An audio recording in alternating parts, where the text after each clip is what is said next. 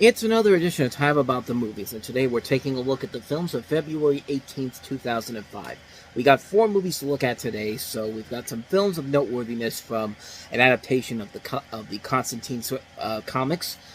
We also have a sequel to one of the classic Jim Carrey movies from the 90s, but once again, kind of like with Dumb and Dumber, this does not have Jim Carrey involved in it, and we have a movie that's mostly known for its memes. So we'll get to some of those movies a little bit later on, but let's get to the first movie we have here, the biggest new release of the weekend, which is, of course, Constantine.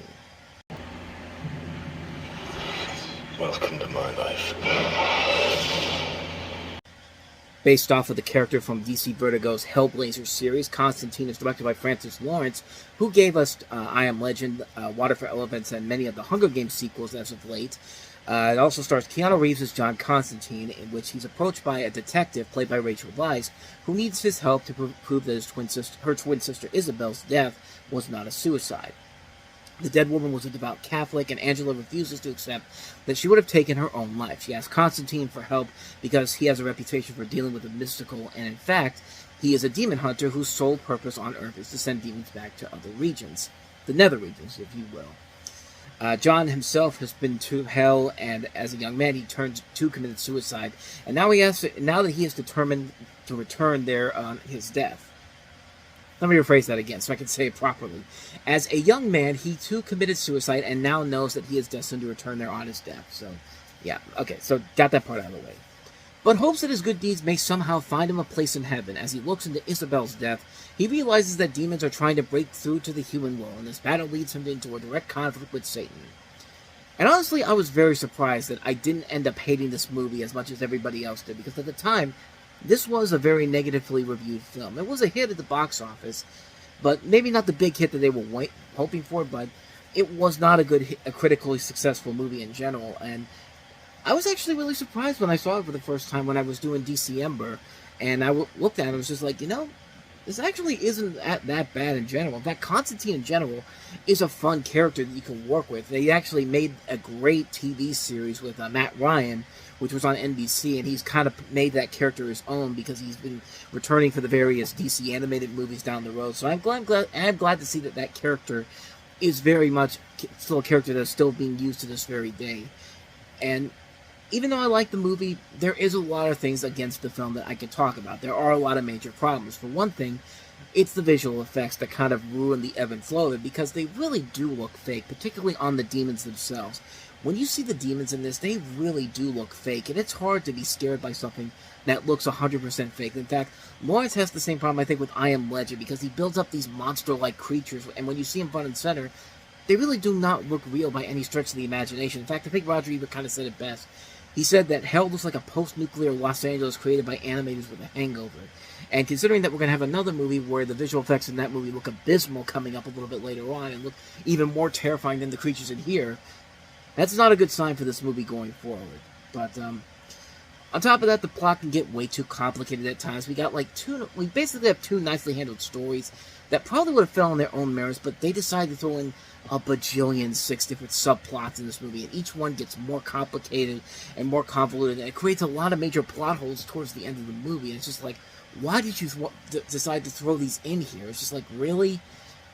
There's a little bit of attempts at comedy that they try to throw in there, like there's this whole running gag about, Constantine and his smoking habits, and it's just really unnecessary, although I'll admit the payoff at the end does work out in its favor. So I may have not liked the jokes themselves, but it at least led itself to a nice payoff at the end.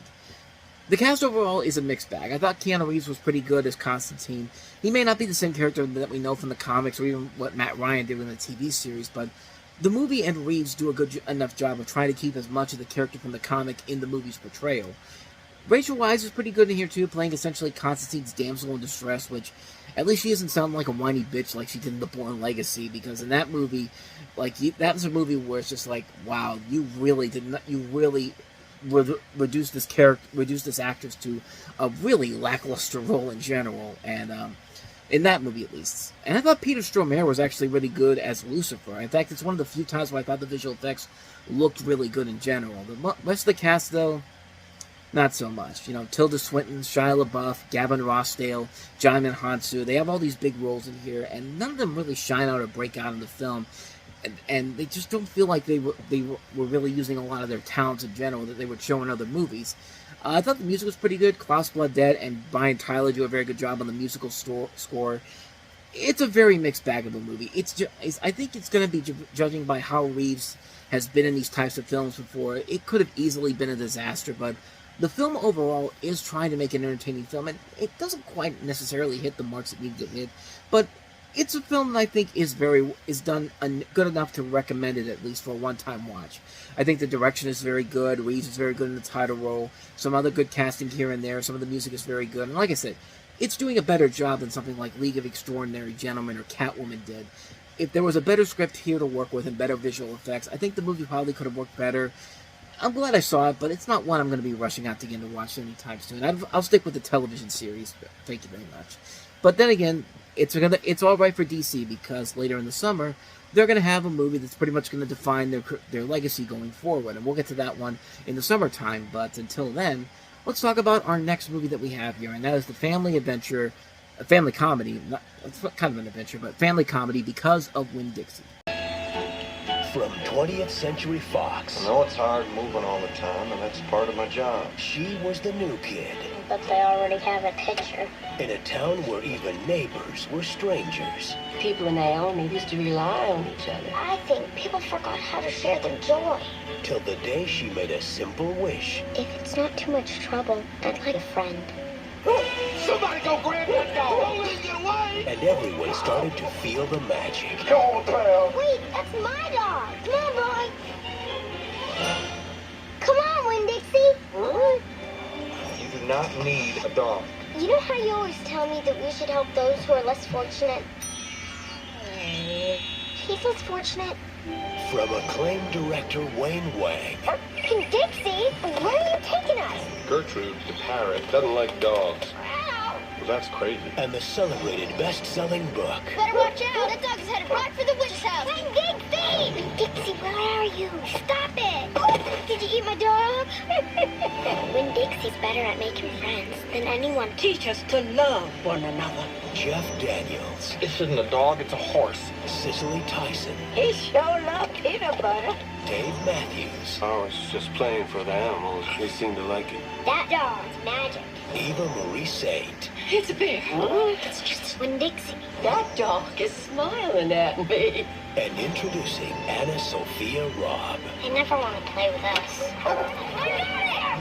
Whoa! What is going on around here? Get away from there! Oh, it's a witchy. So yeah, you can clearly see that's a family movie marketing in 2000. That's how most of them are marketed for the most part. But funny thing is that my sister actually has dogs that are very similar to the dog that Winn-Dixie is. I don't know if they are actually a Burger Picard like Winn-Dixie is, but I never thought I've seen dogs smile like that in real life. I think they use CG on this. I wouldn't be surprised if they use CG on it, but that actually does happen in real life. Dogs actually can smile like that. I never knew, especially that type of dog. I never knew that, but this is Because of Winn-Dixie. This is the family film directed by Wayne Wang, who gave us The Joy Luck Club, Smoke, Blue in the Face, Anywhere But Here, Made in Manhattan, movies we've talked about before on the show. Actually, his next movie will be a film I actually do like of his, Last Holiday. But in this film, it's just based off the book of the same name. Anna Sophia Robb, who actually makes her film debut in this, and has gone on to have a pretty decent career in general, but she plays a girl named Opal who moves to a new home in a trailer park. She has no friends. Her father, played by Jeff Daniels, is always doing something. He sends her to Winn-Dixie to get some food, and when she gets there, something is going on. People are chasing a dog. He jumps on a manager who tells his workers to call the pound. Opal doesn't want him to go there, so she says he's hers, and she names him Winn-Dixie after the supermarket where she found him. She goes home to ask her father if she can keep him. He lets her do so, and she makes a lot of new friends over the summer. She also almost loses Winn-Dixie in a thunderstorm at a party. They make friends with the father, with the kids at the father's church, and old people smart and wise. Opal learns a lesson that you can't hold on to people who do not want to be held on to. And you see a cast that also includes Dave Matthews. You see Harlan Williams there, Cicely Tyson, Eva Marie Saint. The cast also includes Elle Fanning, Dakota Fanning's sister. Yeah, that's some of the more notable names in here. And, you know, as far as the movie itself goes, it's fine. it's really a harmless movie in general. There's nothing really that bad about it per se. It's just a movie that's kind of like, it is what it is. Like, you see the trailer for it, you know what you're kind of getting yourself into here. It's a lighthearted family film with a really good, strong leading performance by Anna Sophia Robb, who, like I said, has gone on to star in some pretty good movies, Bridge to Terabithia, and among other things. Maybe not good movies in general, but she was pretty good in that movie. But something else of noteworthiness in this particular case is that this film was actually the last film from 20th Century Fox to be released on home video. We're kind of in that period where the VHS era is coming to an end, and slowly but surely these studios are starting to move exclusively to DVD. And this was one of the first. I believe this is one of the first ones where a studio said, you know, we're not going to support VHS anymore after this. So, as far as I know, this was the last movie released by 20th Century Fox that made it to home video. Although I could have sworn Robots and Revenge of the Sith made it to video. Like maybe Revenge of the Sith not so much, but I thought Robots did. But according to this was the last movie that, according to Wikipedia's page, it says it was the last film to be released by 20th Century Fox on video. So we're going to be getting to a couple of these movies as we get further and further into the years movies, because a lot of 2005 movies will be the last ones to hit videos, as you know, Blockbuster Video was moving strictly to DVD. We're still a couple of years from the HD DVD and Blu-ray boom coming up in a couple of years, but yeah, so that's a little piece of history there, I guess, for the film, I guess. But other than that, though, the film is fine for what it is. Nothing too significant, nothing too amazing, but it'll entertain the kids, and it'll warm the parents' hearts too. So yeah, that's an example of at least a decently good family film. And then you have our next movie, which is Son of the Mask. And I'm just going to tell you right now, be afraid. Be very, very afraid. Because if you have not seen Son of the Mask, you have been warned. It's been sleeping soundly for over a decade. Now, this unforgettable legend that was created by the gods is returning to once again change the face of mischief.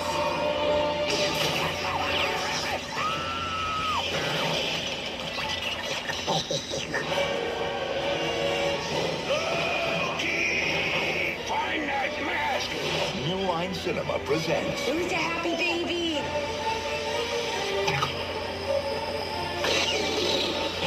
the next generation of mischief. Mommy. You said Mama. Well, can you say Dad? Mother.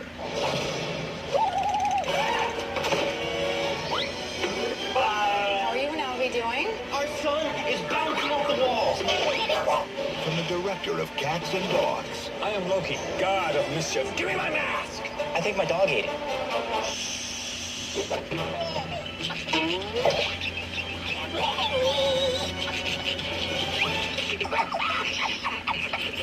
This February.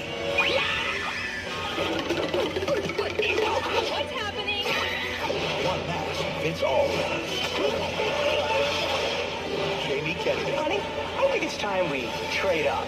Alan Cumming. It's a fake. Yes, but it's a good fake. Ow. And introducing Otis as Otis the dog. Buckle up, baby. Son of the Mask.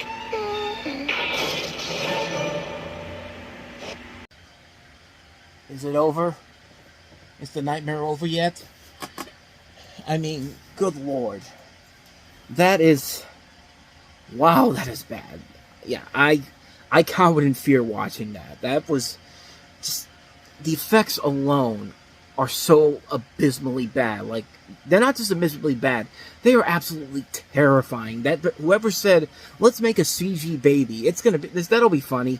And... That's the tame version that's the tame version. In the movie, it's so much worse. It is so much worse. And, you know, it's weird because this was a movie they've been talking about doing for years. They've been talking about doing a sequel to The Mask for years with Jim Carrey back in the 90s. But after Ace Ventura 2, Jim Carrey kind of stepped back from doing sequels until Dumb and Dumber 2 recently, and recently Sonic the Hedgehog 2.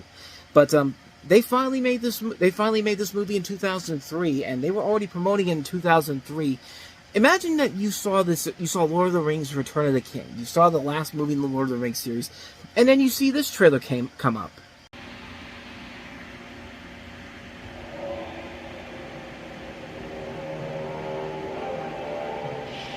Known through legend, feared by all, forged in the heavens by the gods themselves.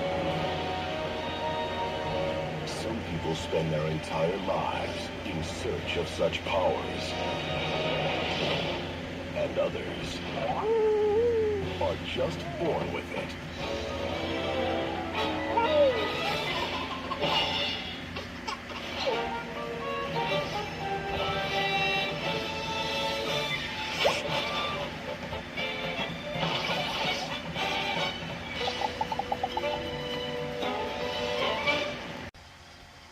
Oh my god, that's even more terrifying.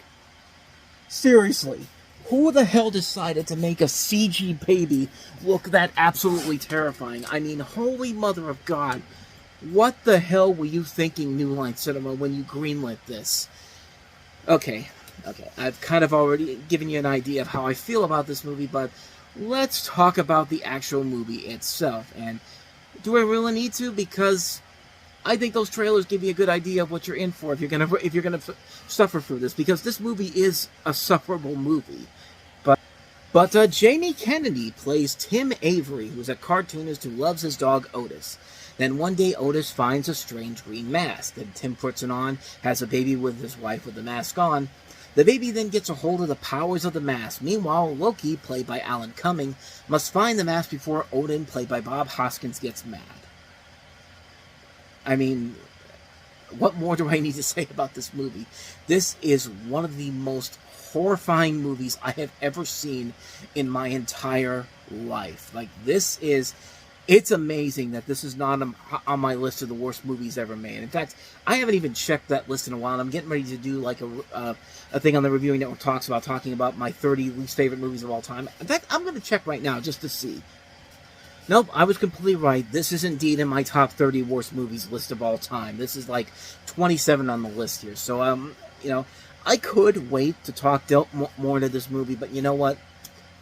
If anybody out there is even thinking about watching it, please don't. When I watched this movie the first time, let me tell you, I never really understood how bad of a movie it was. I really just came out of it going, okay, whatever. It's one of those movies that I saw it in theaters. I was 16. I was going to movies by myself. Any opportunity to go see a movie by myself. It was a sequel to The Mask. I'd go for it. But it's one of those movies that sticks with you for a few years until you fully realize what an absolute mess of a movie it is. And let me tell you people something. This is a mess of a movie. The original Mask is a great, hilarious comedy that perfectly lives up to the insanity of the character from the comics, as well as setting Jim Carrey as the dominant comedic actor of his time. But in this, I have no idea what the hell New Line was trying to do here. This took everything that made The Mask such a terrific movie and just ruined it. This movie just looked so stupid. It is really one of the stupidest movies I've ever seen. There was no thought, no love put into this movie at all. Nothing was put into this movie except to scare the living bejesus out of you. Even if this was aiming more for kids, this still would not be suitable for kids. Kids will be scared out of their minds out of the half the shit they pull in this movie. And what's worse, this is directed by the guy that did Cats and Dogs, which was an over-the-top kids movie of its own, but at least there was restraint to it. It was harmless, it was kind of fun, and it wasn't literally trying to scare the bejesus out of you like this piece of garbage is.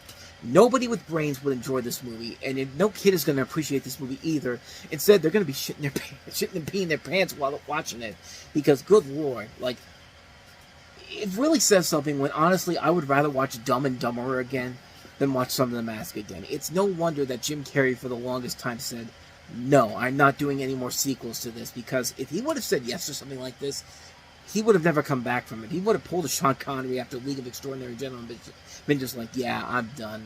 Fuck this shit, I'm out. Like, this movie is everything that's wrong with Hollywood and making sequels long after they're past their time.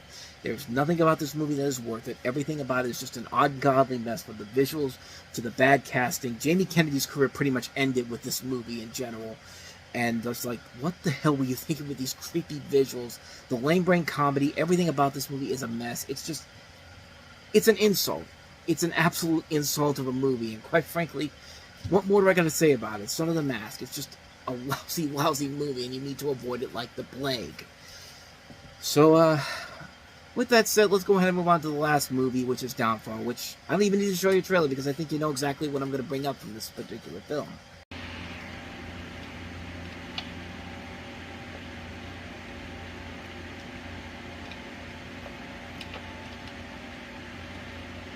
Es bleiben im Raum Kite, Jode, Krebs und Butter.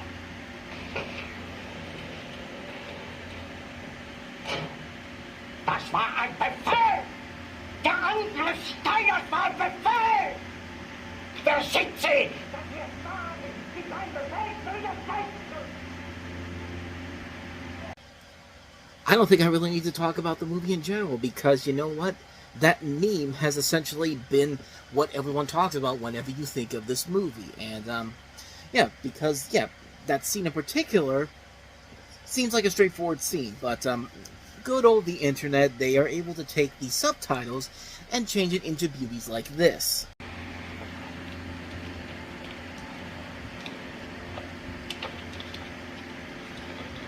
Es bleiben im Raum Kite, Jode, Krebs und Butter. Das war ein Befehl!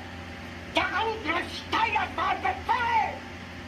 Wer schickt sie? Das hier ist ein Befehl für das Volk! I mean, it got to the point where even the Cleveland show, the Family Guy spinoff, was making a parody of that particular scene. Alle von out, at de sin war, a Staffelborgen stiegen, aus sin schlagen.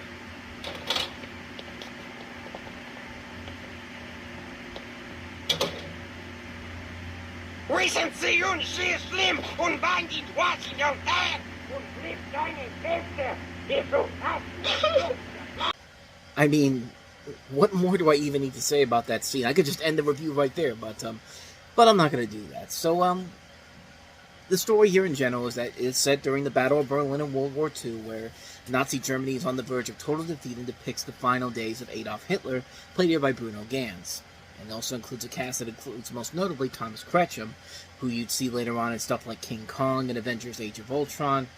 And believe it or not, the movie actually did garner some controversy because it showed a human side of Hitler, and a lot of people, you try to do a movie where you show kind of the human side of Hitler in general. In fact, I'm looking at why this was so controversial. It was the subject of dispute by critics and audience in Germany before and after its release, with many concerned regarding Hitler's portrayal in the film as a human being with emotions in spite of his actions and ideologies. The portrayal sparked debate in Germany due to public publicity from commentators, film magazines, and newspapers, leading the German tabloid Bild to ask the question, are we allowed to show this monster as a human being? Which, I mean, I get why this would be very controversial, but if it's working to the film's advantage, it doesn't really bother me. I mean, I'm not saying that I'm not going to be one of those people that says like Hitler was a good guy. Like, I'm not going to be one of those people. I'm not going to be like Mark Schott who said that, or maybe I think, knowing him, Donald Trump probably has said something like that. But yeah. Maybe Hitler was a good person back in the day, but I'm not going to say that here. I'm going to leave that to you people out there to do that. And just for the fun fact that I'm going to be looking at the comments later on for this, I'm just going to go ahead and make sure I shut the comments off on this, because this could get pretty messy right away. But with this movie in particular, the movie actually is pretty good. And, it's a very memeable movie for that particular scene alone, but at the same time, the film overall is very solid. It's a very good film, a very engaging film in general, directed by a director who has not made a lot of great movies. I mean, his next movie after this was The Invasion, which was just a watered-down version of Invasion of the Body Snatchers with Nicole Kidman and Daniel Craig.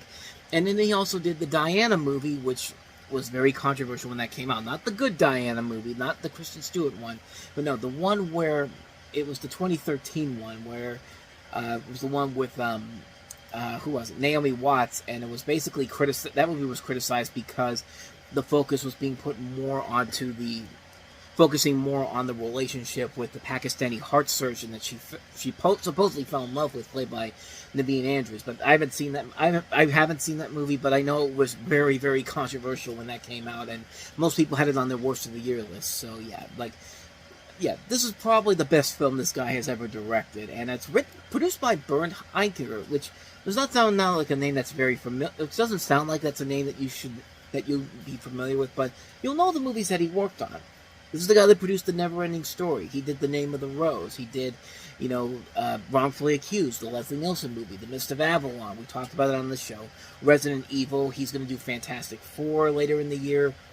He has made a lot of movies that you are very familiar with. He's actually one of the main guys behind Summon Entertainment, too. So, yeah, there's a lot of people involved in here you may not be familiar with, but everyone's going to remember this movie for one thing and one thing only, and that is because of the meme scene, which, you know what, that's still very funny in general, and yeah, it's very funny in general, but the movie itself is a good movie. It's a very engaging film. It's a very interesting film in general, and it's a very engaging movie. Like, it's a movie that really does take a chance on itself, and in this case, it does work in the direction they're going for here. And yeah, it's a good movie. It's one I'd recommend checking out. If you can get past the memes of it and the controversies behind it, you can see that this is a competently made movie done very well, and one that I would definitely recommend you check out. So yeah, check out Downfall. Boy, that was a lot to take in this week. So we're going to wrap up February on the next episode with 3 more movies, including the movie that basically introduced the world to Tyler Perry, that's Diary of a Mad Black Woman, Wes Craven's latest film, Cursed, which not a great movie, but the good news is it's one of Wes Craven's 2 movies in 2005. It's the bad one, but we'll get to the good one later on in the year. And we also have Tommy Lee Jones in the cheerleader comedy Man of the House. That line right there should pretty much tell you everything wrong with that movie, but we'll get to that film on the next episode, along with the Diary of a Mad Black Woman and Curse. So, thank you guys so much for watching, and if you want to see more videos like this, please hit the plays on the next page, check out the previous episode, and also don't forget to hit the like and subscribe button if you want to see more videos like this on this channel. What was I doing with my hand there? Here we go. There you go. That's what I should be doing. Hit the like and subscribe button. With that said, that's going to wrap this up. So thank you so much for watching, and I'll see you guys next time. Until then, thanks for watching. I'll see you next time. Take care.